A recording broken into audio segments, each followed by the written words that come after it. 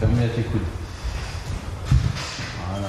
Ces mouvements, Maxime Bossir les connaît bien.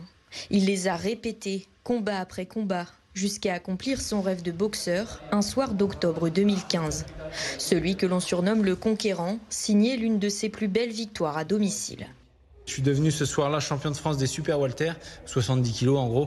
Et donc du coup, oui, c'est un très très bon souvenir puisque quand on est champion de son pays, pour tous les boxeurs quasiment, c'est toujours un des meilleurs souvenirs d'être champion de son pays, de sa nation. Et donc du coup, c'est évidemment un de mes meilleurs souvenirs. Mais une carrière comporte aussi son lot de désillusions. En octobre 2020, le Normand perd un combat clé. Depuis, on ne l'a jamais revu sur un ring, du moins en compétition. Aujourd'hui, il entraîne particuliers, chefs d'entreprise, mais aussi des graines de champions.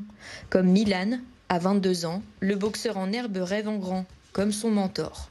Moi, je vais y aller par étapes. Déjà champion de Normandie, de ma région. Après, si je peux, champion de France. C'est un honneur parce que c'est un très grand boxeur dans la région, même le plus grand. Il a fait une très belle carrière, tout ça. Puis il a de très bons conseils, comme il a fait une belle carrière. On espère aller au plus loin à ses côtés. Maxime Bossir, c'est 29 victoires pour 3 défaites.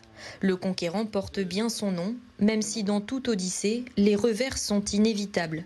Pour son élève, il n'a qu'une chose en tête. Lui éviter certaines erreurs que j'ai pu faire. Il en fera sûrement d'autres, mais voilà, c'est comme ça, c'est la vie, ça fait partie du métier de boxeur ou comme la vie en général. À la question « Verra-t-on de nouveau Maxime Bossir sur un ring ?», il livre une vraie réponse de Normand. 99% non. Après, faut toujours laisser un peu de doute, on sait jamais.